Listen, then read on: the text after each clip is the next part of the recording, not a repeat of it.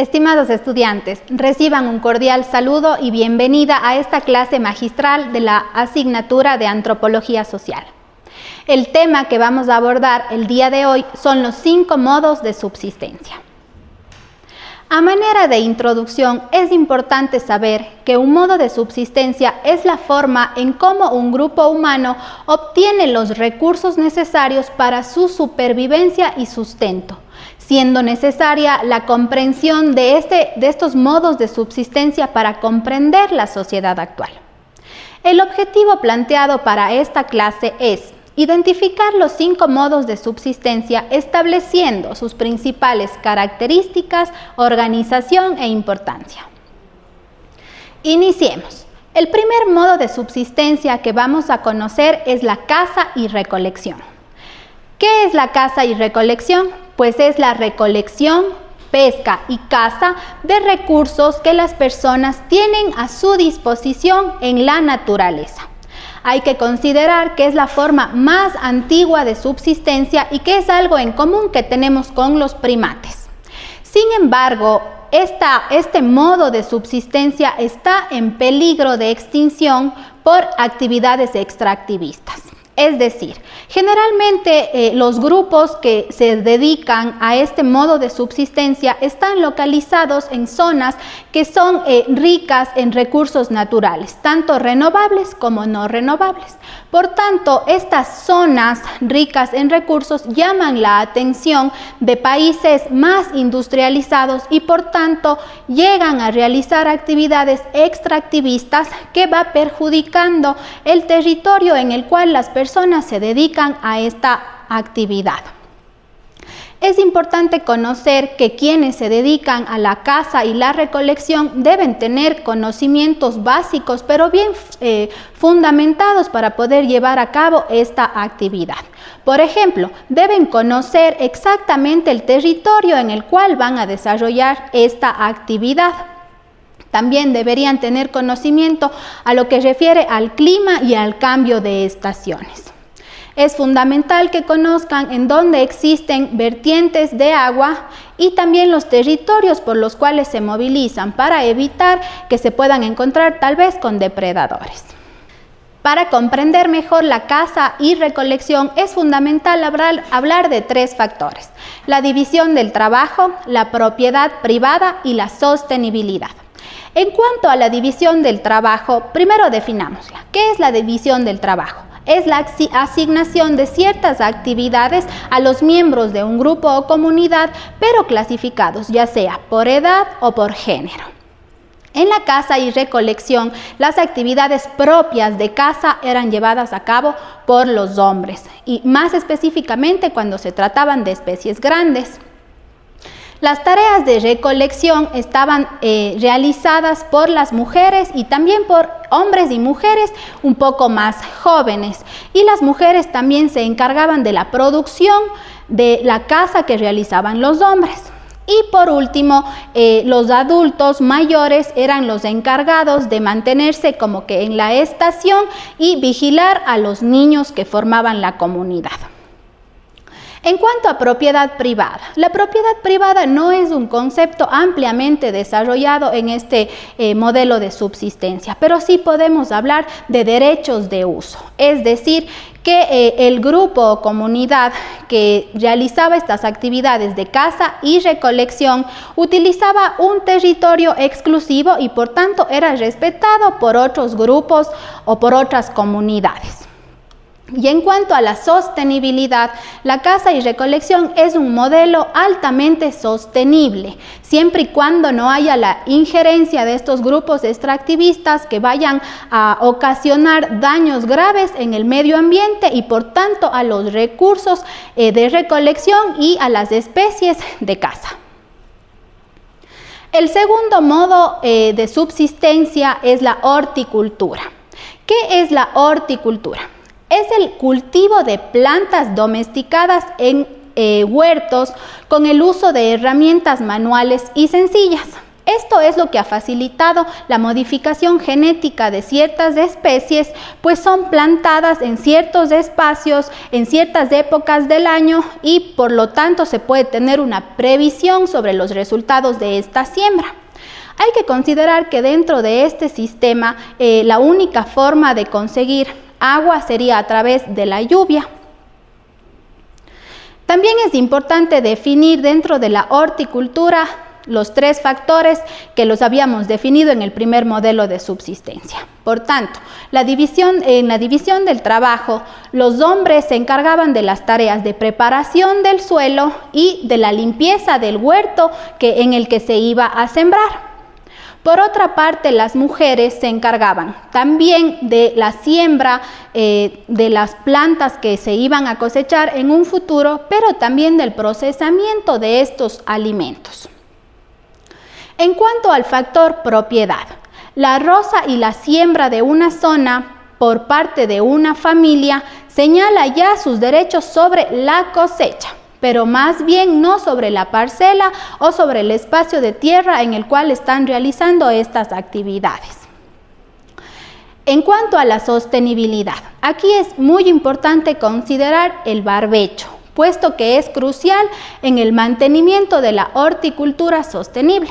Pero, ¿qué es el barbecho? El barbecho es darle mantenimiento a esta tierra, es decir, los horticultores realizan siembras, pero por periodos de tiempo. Por ejemplo, de enero a marzo siembran en un espacio de tierra determinado. De marzo a junio siembran en otro para que el primer espacio de tierra que ya fue cosechado pueda descansar. Pueda esta tierra ser movilizada, pueda ser arada y así no pierda sus propiedades fértiles. Vamos con el tercer modelo de subsistencia, que es el pastoreo. ¿Qué es el pastoreo? Es la domesticación de animales para poder utilizar sus productos y sus derivados. Pero también estos animales son utilizados como medio de transporte y movilización de las personas que se dedican a esta actividad. Principalmente los animales que son utilizados para esta actividad son ovejas, cabras, caballos y vacas. Es fundamental comprender que las personas que se dedican al pastoreo suelen formar redes comerciales. ¿A qué hace referencia esto? A que, por ejemplo, los pastores venden sus productos cárnicos, sus productos lácteos y a su vez compran o intercambian verduras, vegetales, tubérculos, granos, etc. Sin embargo, hay una limitante o tal vez una complicación que podrían encontrar las personas que se dedican al pastoreo, es que constantemente necesitan pastos frescos y fuentes de agua, lo que está muy determinado por el cambio climático. Llegan a zonas que ya están erosionadas y no encuentran pastos frescos ni fuentes de agua, lo que puede limitar esta actividad. El pastoreo también les permite tener como que una acumulación de productos para su autoconsumo también. Dentro de la división del trabajo en el pastoreo, los hombres generalmente se encargan del traslado de animales de un lado a otro, como ya había mencionado, buscando pasto fresco o fuentes de agua. Esto es fundamental también para mejorar la calidad de los productos que van a comercializar. Y por otro lado, las mujeres se encargan de procesar estos productos que están destinados ya sea para el autoconsumo o a su vez para el comercio. En cuanto a la noción de propiedad privada, podemos hablar de que en el pastoreo está un poco más definida, puesto que los animales son la propiedad más importante de las comunidades o de los grupos que se dedican a esta actividad.